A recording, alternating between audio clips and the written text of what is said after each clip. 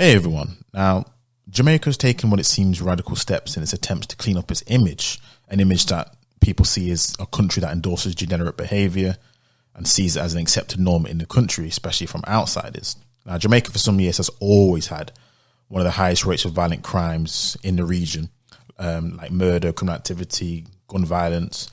And one of the things that people believe is responsible for at least the high continuing rates of this is the media that comes from the island. Now, Jamaica, like the rest of the Caribbean, are just small islands, but their impact is huge. So I definitely do believe that this will have wider and bigger impacts than just its shores, I believe. Now, I think personally this is a very, very positive step because a lot of people do typecast Jamaicans, Jamaica and other black groups, truth be told, under a certain image.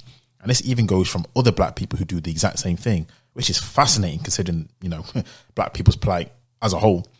But it just goes to show that, they know nothing about the culture except for what they see on screen, which is why it's very important as to why you control the media, which is why you control the history that you put out there, which is why you control exactly what you do as best as you can do. Because other groups, as best as they can do, they like to try and keep their distasteful actions under the carpet. All groups have their criminal activity. All groups have their ill intent deeds and ill intent nature. It's not just certain groups, but they at best try to keep it under the carpet, or they have a lot of positive imagery that gets put out about them in terms of their history, their work, what they've been doing. So when people see their culture, they don't see it as the criminal intent or the criminal stuff. They see it as all the respectful and the hardworking and all the wonderful things that they do. So I see this as a very good thing, a very good step. And I actually hope that this will at least be tried to be implemented over here or something of a similar ilk.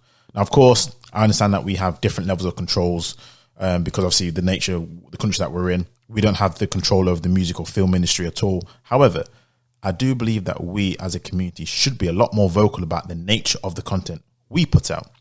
We may not be able to control what others put out about us, but we can definitely police our own actions a lot better than what we've been doing so far, in my humble opinion. Now, so far, a few Jamaican artists are complaining about the move, saying the typical art imitates life and they may not want to see what the real Jamaica's about. They just want to see just the glory, the beautiful image. But I see this as a great step. I think this is a situation where, listen, there are certain things which you don't want to be permeating about you as a stereotype as a nation. And profiting off that is another thing which, for me, no, that's not what it is. Do you need me to remind you what the lyrics are in some of their... Well, firstly... like, for example, perhaps I could remind you. Raise up the dead.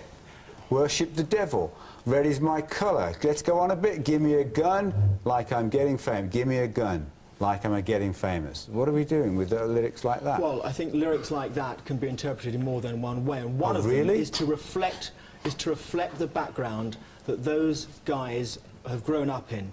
They're South London boys. Ashadi don't come from South London. He wasn't brought up like that. What happens? I know what that actually is. What happened was, well, you just said something which is inaccurate. What happens with this kind of music is that, like the man says, 10 years ago there wasn't that type of music, and right now what you got. Advertisers don't pay £1 million to put on no advert because it doesn't work. The people are putting out these videos and all this rap music in order to influence the children to a certain lifestyle. You've got certain rap artists from America, they live in multi-million-dollar mansions talking about killing people on the streets. Yeah. They don't live in no ghetto, they live in multi-million-dollar mansions. So most of them are perpetuating a lifestyle that they don't even come from, but they're not living. So what they do then, let me finish the point. So what they do then is influence these youngsters now to say, well then, yeah, I got my gat, I'm gonna and kill niggas. We don't hear, you lot put out these songs, especially you managers, and you put out these songs about black people killing black. But I don't hear no songs about, I don't see you letting through songs about black people killing white people. I don't see you hearing no songs about black people killing Jews. So as long as you people, all your record companies keep us kids say, oh yeah, I'm gonna kill a nigga, rare on the corner, yeah, got my gun, got my weed, got whatever, that's okay.